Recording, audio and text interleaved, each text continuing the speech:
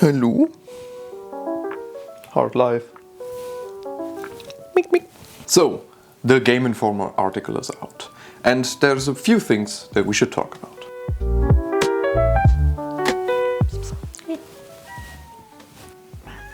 Nice. Yes. Probably the biggest thing in this 10-page story, which, by the way, mad props, Wesley, that's quite amazing, is that because of our amateur-like problem solving, our blood is somehow mixed into the ritual. We're now intrinsically tied to the fate, giving solace... Okay. We're now intrinsically tied to the fate, giving Solus a direct connection to the grape on a stick inside our head, because, again thanks to us, he is now stuck in the fate. Which is quite ironic, given that he's the one who wanted to spend every living moment inside there.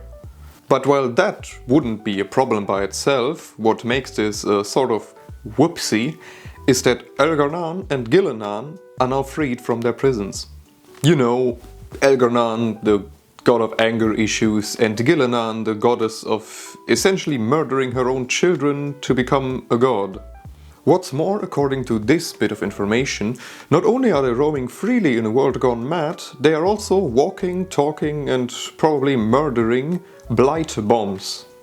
So the main villain, if you can call it that, shifted from Solus, who is essentially neutralized, to preventing Master Anger Issues and his sidekick Buddy, who's a bit too interested in bioengineering, from destroying the world. We essentially doubled our problems.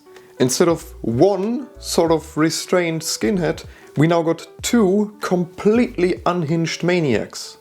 And also, because they came out of the fate already blighted, it means that Cory was telling the truth in Inquisition when he said that they only discovered the darkness, by which he meant the blight.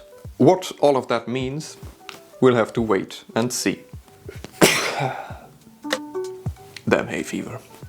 Next up we have some general information on the style of storytelling they put in, with this passage telling us that BioWare doesn't mind putting in minute-long cutscenes.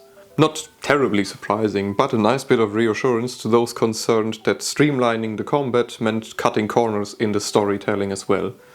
Seems they didn't. Another interesting mention is the topic of relationships with your companions, and it seems that they built on what they already had in Inquisition with Dorian and Bull. Companions can now start relationships with each other, provided you don't bone them yourself. Although it would be quite interesting to see whether or not companions can cheat on you, but I doubt they put that in the game. Then there's also the mention of how with Veilguard, BioWare finally figured out how to make the most out of the Frostbite engine, which quite evidently wasn't the case in Inquisition. I encourage you to read the entire story yourself, it is really worth it. And again, mad props to Wesley LeBlanc and also the design department at Game Informer. As someone who works in print media himself, I know how hard it must have been to make that story as visually appealing as it is. So again, well done. If you want to keep in touch with me, links below the sub button. In diesem Sinne, thank you all very much for watching, and I will see you all very soon. Goodbye.